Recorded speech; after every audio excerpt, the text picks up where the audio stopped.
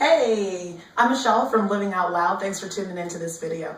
Today, I'm going to be doing an upper body exercises that you can do in a circuit. We'll be doing 5 different exercises. I'll show you 1 to 2 repetitions of how to do them, and then it's your job to go ahead and do 8 to 12 repetitions, and you're going to do it for 3 cycles, which means you're going to do all 5 exercises, 8 to 12 repetitions, and then go ahead and complete that circuit 2 to 3 more times.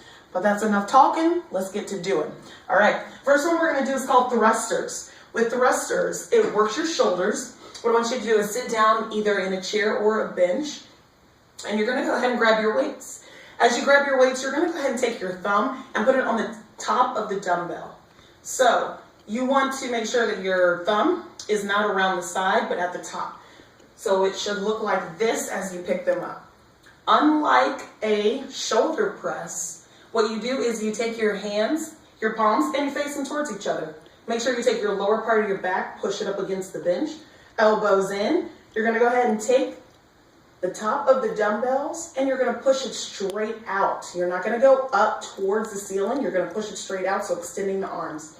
Here, and then back. And taking it out, and then back, just like that. So you'll go ahead and do that, and those are called thrusters. The next thing you're going to do to work on the shoulders again is do a shoulder press. So we are going to now take the thumbs and put them around the same side as the fingers. So not on the opposite side, but the same side as the fingers. With this one, what we want to do is come about to your ears, maybe to the bottom of your earlobe, but we don't want to rest it on your shoulders. We're going to use the same technique using your core, allowing for the small part of your back to be pressing up against the bench. We're going to relax the shoulders down and back. And we're going to go straight up towards that ceiling. You may choose to tap the weights at the top, completely up to you. Make sure you keep the weights out to the side where you don't see them in your peripheral vision. So you don't want to bring them here. You want them back. That's going to keep your elbows back. Straight up and down. Straight up and down. That is exercise 2 for your shoulder press. Let's take it to the ground. What I like on this one is plank up and downs. Not only work every part of your body, but it gives you a little cardio too. So if you start to hear me huffing and puffing, it's this. What you're going to do is you're going to start off in a push-up position. In a perfect push-up position, your shoulder is going to be directly over your wrist. We're going to come up into push-up. We're going to make sure that our butt's not up in the air. And what we're going to do is now just take ourselves down into plank. As we take ourselves down into plank, you want to make sure that you replace your wrist or your hands with where your elbows are going to be. So I'm going to go straight down, just like this, and now I'm in plank. And then I'm going to push myself back up into push-up position, just like so. We want to make sure that our hips don't rock side to side. So you want to keep a really strong core here along with the upper body. What you don't want to do is shift your weight. Shifting your weight side to side, opening up your hips, and then shifting it back over. So you don't want to do that motion at all. You want to keep everything nice and tight and try to go straight down and straight up. Within your control. It does get better, I promise, but you do have to work on it. So, I can see just a little bit of cardio in there. I always try to sneak it in any way I can.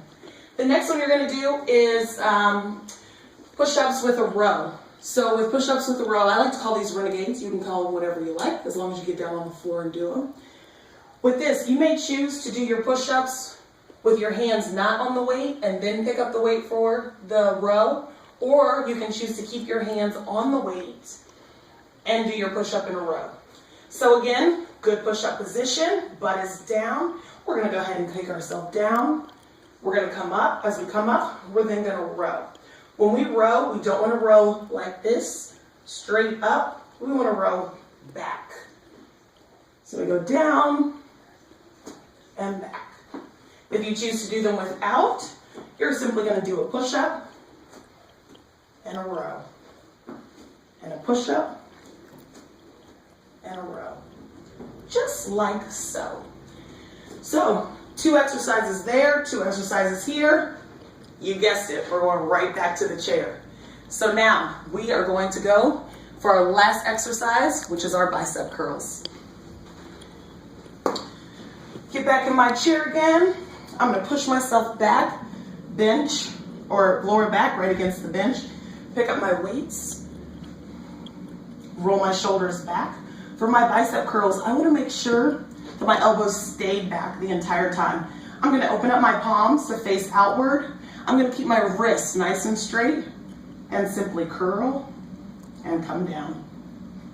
And curl up and come down. So you just wanna make sure that your elbows stay back, that they don't come up like this, and that you don't curl your wrists to try to make sure that you touch your elbows. Your biceps will feel the contraction here without you going all the way up to your shoulders. All right, we did it. Now it's your turn.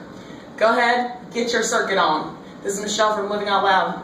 You have one life. How are you living?